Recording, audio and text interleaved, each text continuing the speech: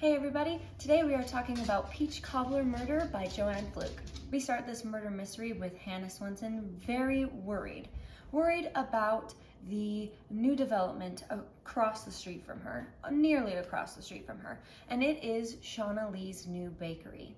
Shauna Lee is the girl in the last book, or maybe two books, that has come into town, works at the police station with Mike, one of Hannah's love interests. Hannah feels that her relationship with Mike might be a little threatened with Shauna in the picture now. They both knew each other before they came to Lake Eden, and that causes a friendship there that could possibly blossom into something else. At least that's what Hannah is fearing. And so she feels like this is just another way that Shauna is trying to get under her skin by opening a bakery right next to pretty much her bakery, the cookie jar, where she makes her cookies and also sometimes other things like cakes and things like that and brownies and stuff like that.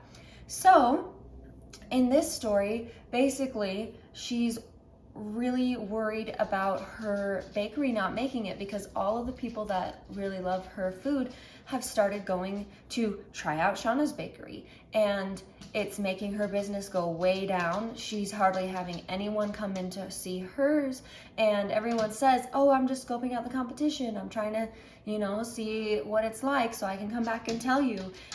But the problem is everybody in town seems to be doing that, so she's losing a lot of business. And so this is just making her also really upset with the whole situation, especially because she sees Mike hanging out there sometimes overnight with his car in the parking lot overnight, and Shauna happens to also live in the upstairs kind of attic-y apartment that's above the bakery, so she's also staying there. And so that is kind of where we are in our story here. The main thing that the main reason that this is called Peach Cobbler Murder is because the Shauna Lee's bakery has this peach cobbler, this yummy southern peach cobbler that's supposed to be so good. And so Hannah and her sister and her co-worker Lisa decide, well, why don't we make a peach cobbler here and we can put them together and compare which one's actually better. And so Hannah's like, okay. And then she realizes she has never really made a peach cobbler before. So she has to figure out the recipe and do that so that they can compare and see if she is still the best baker in town, because she highly doubts that Shauna Lee even knows what she's doing at all, and she was just doing it to kind of get under Hannah's skin. So here we are with a bunch of peaches, like a bunch of peaches. This is like 2 bags of peaches here. And we are going to put a lovely little mixture of flour and sugar and cinnamon. We're gonna put it all over these peaches. They are still pretty frozen. It says to do that, to just thaw them for like 10 minutes, which basically means not at all, in my opinion. They look the same. But I'm gonna mix these together. We're gonna throw it in a pan, and then we're gonna cook it. This recipe takes a long time. You have to do the cooking process 40 minutes, just this part. Then you take it out, you put the crumble topping on top, and then put it in for another 50 minutes. So you're looking at some prep time plus the cooking time. You should probably just prepare 2.5 to 3-ish hours of just time to do this, and if you're gonna do this. So yeah, so you don't run out of time. So I'm gonna go ahead and do that step now. We're just gonna put this over, and then we'll kind of mix it and continue from there. So I've basically told you the main plot of this story. It has a lot to do with Shauna Lee and her bakery, and as you know, if you've been with me for this long, maybe this is the first one you've watched of my book reviews that has to do with baking, but this is like, I think, number 8 now, if I'm counting correctly. It might be number 7, but in the series of Joanne Fluke's Hannah Swenson mysteries. And so I am going to be giving some context from like the previous books that I've read, and I'm also going to give away who dies, but I am not going to say who the murderer is. Is that frustrating to you? The fact that I give half the book away, but not all of it away? I don't know. I just feel like maybe I shouldn't give the whole book away so that there's some elements of surprise if you decide you want to read it. I don't know. Let me know if you want me to just start making these full-on spoiler reviews. I can totally do that. But, so anyways, you could probably guess who's going to be the one that dies in this one. And I'm telling you right now, that is Shauna Lee. But the thing that happens with this one is, it seems like Hannah would be the #1 suspect. And so Mike, of course, tells her not to investigate, yada, yada. But of course, she's going to do what she's going to do. So she starts trying to pull a team together, her sister and Lisa, and Norman, of course, trying to figure out, okay, what is going on with this town? Look how many murders we've had here. And she has an alibi and everything, but it's not, I don't think it's super airtight, so she's still a suspect anyway. Because they need to figure out the timeline of when she died to make sure that Hannah really does have the alibi that she says she does. Basically, Lisa is getting married and her wedding is happening at the time of the murder. And so most of the town is at this wedding. So that you would think that makes it really easy to figure out who the murderer was. But that also technically makes it really hard because everyone that they wanted to go ask questions about was pretty much had that alibi of being at the wedding. Hannah included. She was helping with the reception, with the food at the end. So that's kind of just where we are at in terms of her being, you know, innocent. And so even though she probably hated Shauna Lee the most, turns out she's innocent. So here's what it looks like so far. And I'm going to put some melted butter on the top, and then we're gonna cook it for 40 minutes. All right, so that is in the oven cooking for the first cook time of 40 minutes. While that is cooking, we can prepare the crumble top and then wait until it's finished so that we can put the crumble top on. So to make the crumble topping crust, basically all you need to do is mix more flour, sugar, cinnamon, baking powder, and butter together. And you're going to just mush it together until it makes like a crumbly mess looking of a thing. And then something that makes this different than other kind of crust toppings that do this type of a thing is this one also calls for 2 beaten up eggs, and then you mix that into it as well, which I found kind of interesting because usually that's not an ingredient you put, like, for example, when you do like Dutch apple pie, it usually doesn't call for eggs.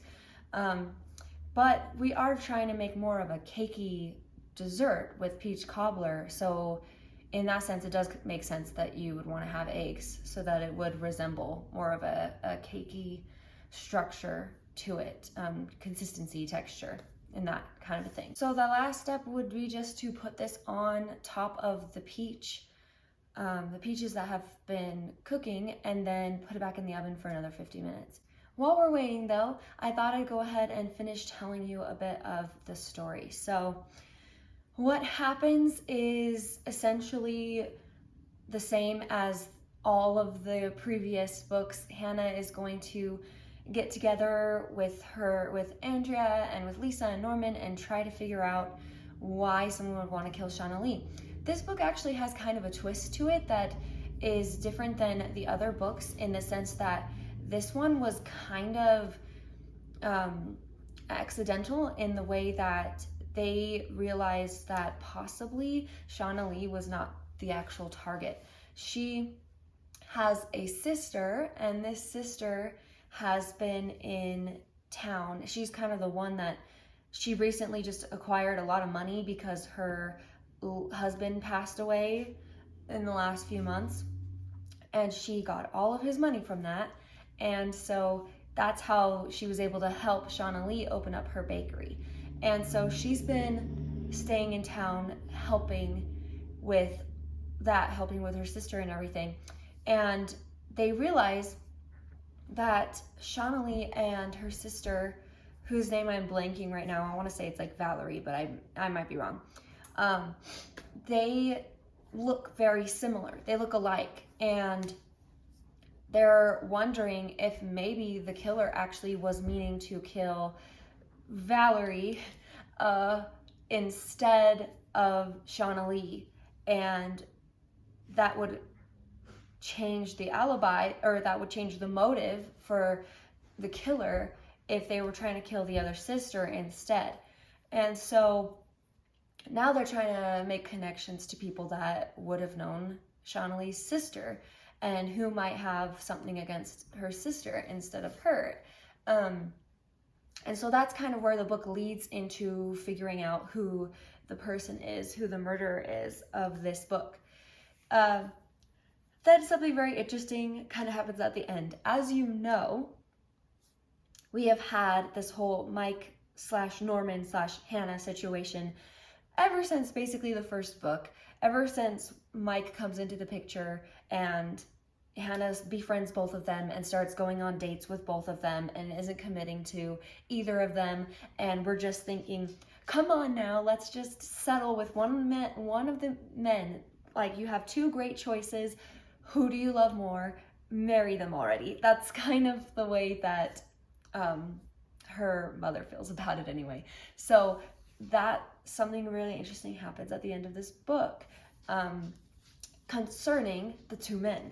So at the end of this book, they are celebrating another capture of a terrible murderer, and they are eating together a wonderful meal, and Norman is on one side of Hannah and Mike is on the other. And at near the end of the meal, I believe, is when Mike decides to say, "Can I please speak to you privately, Hannah?" And so he's like, "Sure." She says, "Sure." They go off to this like corridor area, and he says, "I'm so sorry for being so silly and spending so much time with Shawnee and giving you the wrong impression. It's just because I was worried about her, and also I had a feeling that maybe she thought that I felt for her more than I really did, so I needed to try to explain that to her and tell her that I don't have feelings for her that way, and yada yada yada." Honestly, I don't know why she doesn't just choose Norman, for goodness sakes. Like, yeah, they make it so that Mike seems so much more attractive and suave and everything, and he's got a nice fancy police officer job, but in reality, he's like never there for her. He blows her off, he like hangs out with other women. Looks aren't everything, okay? Just because Norman's still a good looking guy, just because he's not as good looking as Mike, that's not always the best thing to be focusing on. I mean, looks can fade, you know? But anyways, Norman realizes what's going on and catches Hannah's eye from behind, because basically what Mike is doing is trying to propose to Hannah. Just finally saying, "Hey, why don't we just get married? I really do want you." And then all of a sudden Mike gets an urgent call or something, so he has to leave before she can say yes.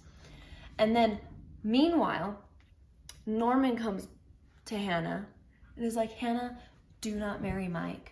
Marry me instead. Let's go live in our dream house that we are gonna build together, that we made the blueprint for together. Let's just live there together, and you can marry me and I will make you happy." And so we end the book on a double proposal, of course, with Hannah not saying yes to either of them, because I'm sure that's what's gonna happen in the next book. I don't know, because my goodness, it takes her forever to freaking make up her mind. So who knows if she's actually going to commit to anyone or not in this next book, or if it's going to take even longer. But honestly, in this point in the book, just the way that Norman is almost always there for her, almost in every single book, except for that one where he was like at a convention thing, so like Mike was there more in that book. But pretty much all the other books, it's like Norman is more reliable, dependable, nice to you, thoughtful. You guys have the same sense of humor. Freaking just choose Norman. I'm gonna be so mad if she doesn't choose Norman, I'll tell you what. But anyways, I will get to reading the next book soon so that I can figure out who she chooses. I will be back for a taste test in 45 minutes. Here it is.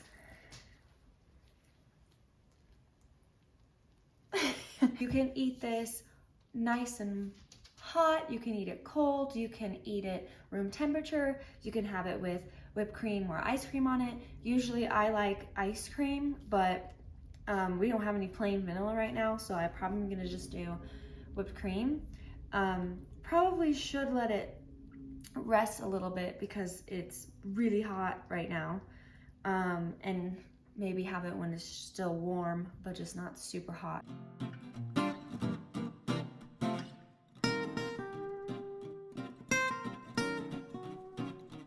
Okay, so now, as you can see, the dogs are approving of this. Here's what it looks like.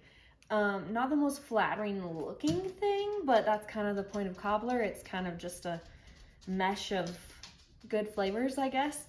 I went ahead and just put some whipped cream on it because we don't have vanilla ice cream right now, but that would be my #1 choice for a dish like this.